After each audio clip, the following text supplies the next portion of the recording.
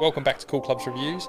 We're in shaft reviews again. Today we're going to dive into the Ventus stuff, Velocore versus non-Velocore. It's just in the blue line. We're going to start with the 5 series, so 50 gram regular. Yeah, so there's obviously a Ventus, that everybody knows about. It's on tour. Everyone knows about that one. There's a non-Velocore that comes in a lot of standard clubs and stuff. And people are like, what's the difference? It's the same shaft, isn't it? And it's just a different paint job or they put a different marking on it. No, it's not. It's an entirely different shaft. It was designed for a specific OEM, and there's actually a couple different ones out there, from what I understand. We just picked one of them. I'm not sure which OEM this one's from. But it's a different shaft than the regular Ventus. Yes. I mean, this is going to highlight the points that we measure on the difference, right. And then we're going to explain why that is going to turn into maybe a performance betterment, having Velocore over non-Velocore. Yeah. So let's just take a look at some of the static measurements right now. Yeah. Well, if you look at the CPMs, which is an overall measurement of flexness, it actually looks at the butt stiffness more than anything else. You can tell the non-Velocore is actually quite a bit stiffer, almost 20 CPMs, which would be 2 full flexes. A lot. So it's a lot different. Yeah. The torque, obviously, in the non-Velocore is quite a bit higher than the Velocore. That's just, that's expensive materials. You got to use more of them. So the torque goes up some. As far as the EI curve and how the things are kind of, the tip, mid, and butt section are, the tip section in, the Velocore is actually relatively stiff in a 5. Yeah.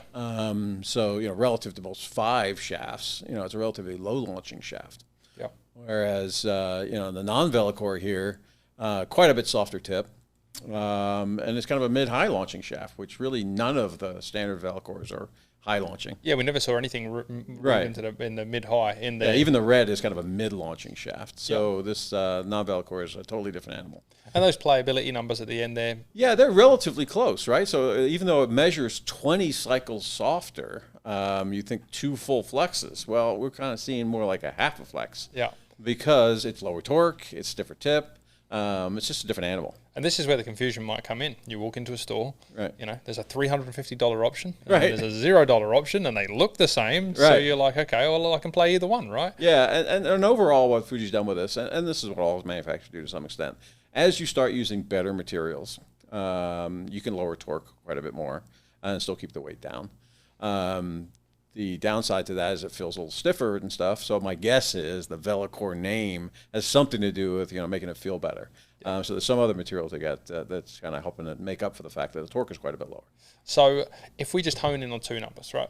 Right. So a CPM, which is, you said butt stiffness. Most people, yeah, you're gripping it's a good overall measurement of stiffness. Yeah. And you're feeling that, right? You'd feel CPM, you'd feel the shaft wiggle or more or less, and then you compare it to torque. So you've got the Velocore is the lower of the CPM, the softer feeling, but the lower torque. So then that tightens up. They kind of counteract each other, right? So what they're trying to do is they're trying to make you the softest shaft. Which is what we do in all our fittings to some extent. We want the softest shaft you can control. And the softer you can make the shaft, or the more CPMs, the more wiggle it gets, the further you can hit it, right? The more, movement the shaft has, the more you can hit it. You do that too much, you obviously start spraying it everywhere. So what they've done with this is they've lowered the torque to enable you to play a slightly softer CPM shaft or flexible shaft than you might normally play. So you get a little more kick out of it, but you don't lose the control because the torque's lower and tighter, and the tip's stiffer, which also makes it more stable. So the non-Velocore, in this case, is going to feel more stout, and then the torque's going to offset that because it's higher torque again. Right. But that kind of goes against that theory that you're just talking about. It means you can't get as much whip out of the shaft, and they've had to increase the torque, which could potentially increase the dispersion as well. Right, so they had to go up in the CPMs to make it stiffer. Yeah. Right. So basically what you get for the Velocore shafts, with Velocore in it, is you get some more distance out of it without losing control because of better materials. Can't really make it any simpler than that. But that's basically the end of the day, what happens. So let's just cross-reference this. Let's go into the stiffs. Let's take a look at a couple other ones. So we'll pull up the stiff shafts here. Stiff's kind of a similar story, right? It's 10 CPMs higher as far as the frequency goes. It's almost a degree lower in torque, which is a lot. A lot. The tip stiffness, a little closer on these. They're relatively close. Obviously, the non-Velocore is a little stiffer tip, so it's got a little bit lower launch. Yep. But playability-wise, our numbers came up almost identical, right? So even though these shafts are measured 10 CPMs different, as far as how stiff they play, They're very similar. So same player walks in the door again, but they're getting Yep. soft feel with low torque and stiff feel with high torque. Right, but again, you want the softer one because you get more distance out of it. Right, So exactly right. you know, similar type thing.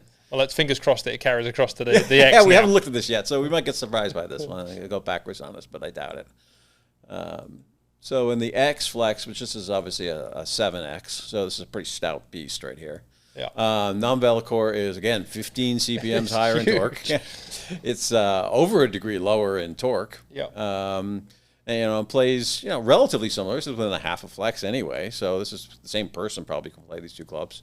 And similar launch characteristics for the most part. So this is interesting. This is the only one where the tip is flipped around. Yeah, it's a little bit stiffer, not a ton. And that's kind of why it plays a little bit stiffer too, because it's actually got a stiffer tip and higher CPMs, and the difference in torque isn't enough to make the difference. But again, the same story. You use better materials, you can get a little more kick out of it and not lose control. Yeah. And hit a little further. So that's interesting for the guy who wants weight. I think that's an interesting story. Right. Because this guy's, generally you get to a 70 gram, which is nearly an 80 gram golf shaft in Right.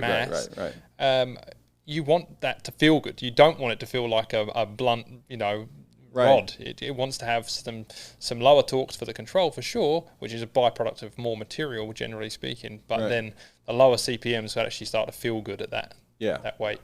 If you mix those two together, but the CPM's that high and the torque that low, you'd have a post. Yeah, it would be bad. Which is, if you call it, I call that an 8. Yeah. Right, which are a real beast, by the way. Yeah. So, I feel like we've wrapped it up, but this really does highlight the importance of the Velocore, what it does, what it gives the player, and performance, right? Yeah, it's obviously a super shaft. It's number one on the tour by a mile, number one on retail sales. It's a full line, right? There's the red, blue, and black, and there's TR versus non-TR in weights from 5 to 8. So you've got some 50 shafts or so between a bunch of them. But they definitely work well. Yeah. Hopefully people watch this. There's nothing sneaky going on. No. No one's trying to pull the wool over your eyes. They're different products. They do different things, and you get what you pay for. Yeah, to some extent, that's true. Yeah. Awesome. Thanks, Mark. Yeah.